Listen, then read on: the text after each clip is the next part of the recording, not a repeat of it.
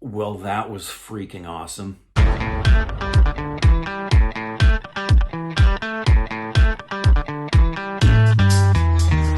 time to spend some time with Rick.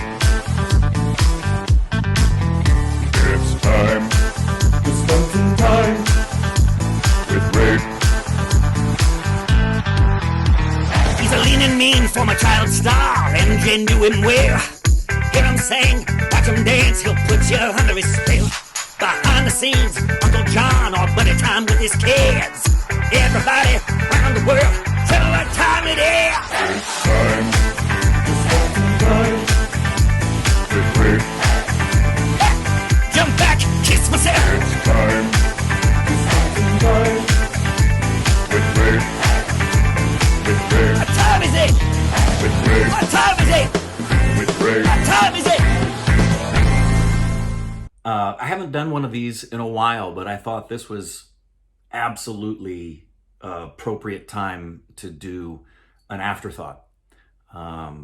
With having spoken to this magnificent artist and clearly a very genuine, down-to-earth, humble man that Corbin and I have wanted to talk to for a long, long time. And many of you have asked that whenever we do an interview that I would follow it up with an afterthought. And we literally just hung up with him. And I'm hoping you're watching this after having watched the interview. If you haven't seen the interview, it really would behoove you to see that first. I want to point out a couple of things about this man. And one of those is the fact that he initially had agreed to do the interview and was somewhat hesitant for two reasons. He was hesitant because, as he says at the end of the interview, he prefers face-to-face, as do we. We had the benefit of being able to do face-to-face with Nawazuddin in Mumbai because that was pre-COVID on our last trip. And we really would prefer that as well. It's a great thing that we have the technology that we do to do it via Skype.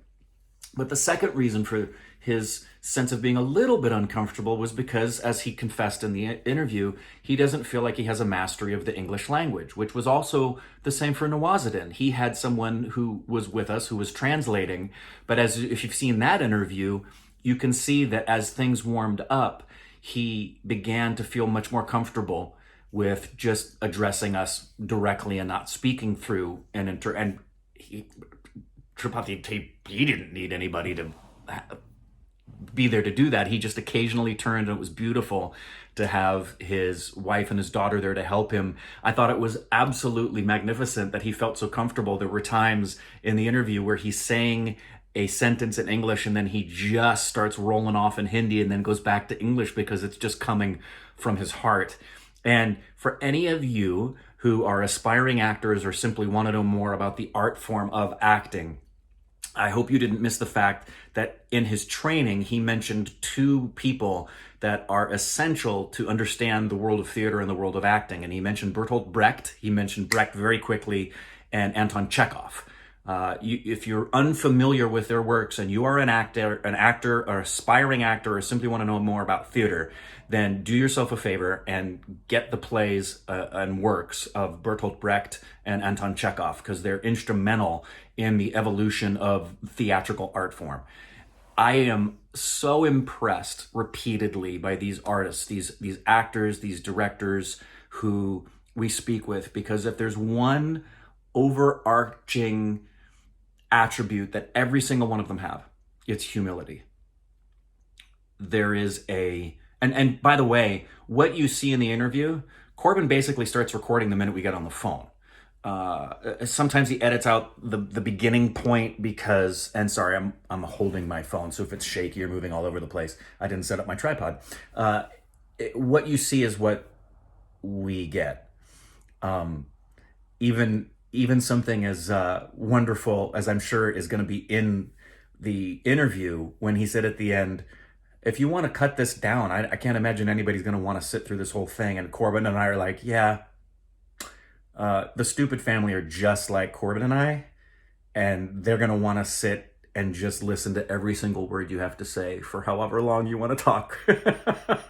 But he's so humble. In his mind, he's thinking to himself, why is anybody going to want to listen to the three of us just have a conversation?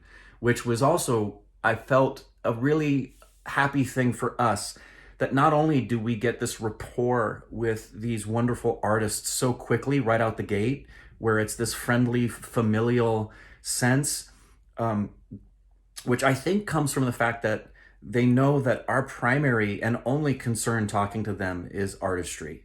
You know, like he clearly had an understandable detestation, as we do, for cinema solely as a point of entertainment, that it has a place as being entertaining, but its higher level influence is in storytelling and shaping people by telling them stories from history, or telling them stories that have a moral at the end of it, that has a universal truth and represents something of the collective human experience. And I just am repeatedly impressed, and was no less impressed by this interview.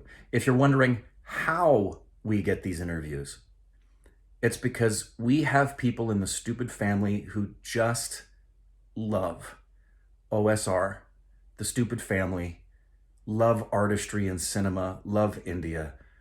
And they're part of an inner circle of people that have come and been willing to do things like do the subs for us, and then also just go talk to people, because through 6 degrees of separation, somebody knows somebody, and they just do everything they can to connect us with these people who are at the top of the art form.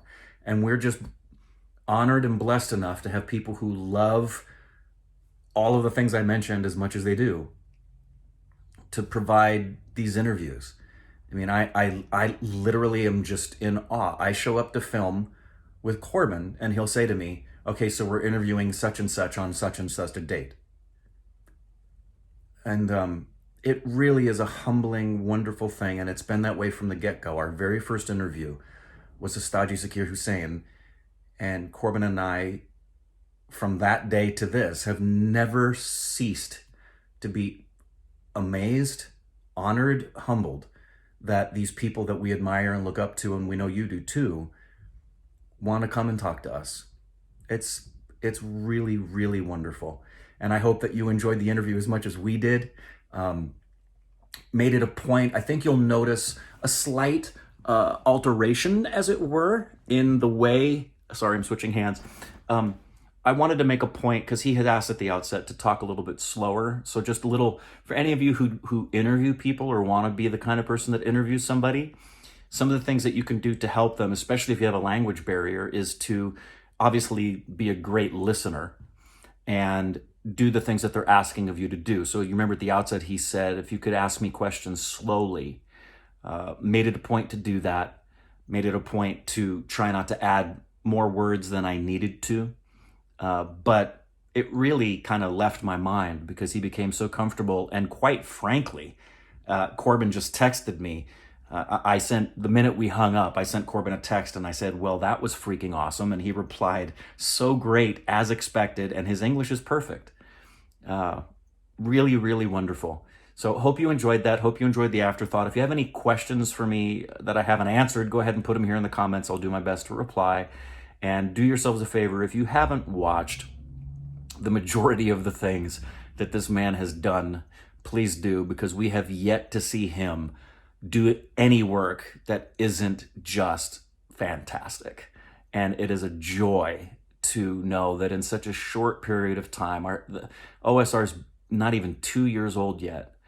And when you look at the artists that we've had the honor to talk to,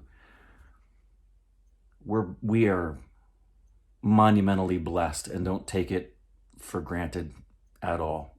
This is very special, rare territory that we are honored and privileged to have access to, and hope you enjoyed being part of the journey. So there you go. There's some of my afterthoughts. I'm sure I'll have some more afterthoughts after this afterthought, but I'm not going to share them in another afterthought, because the only afterthought you're going to get about afterthoughts is this afterthought right here. Bye.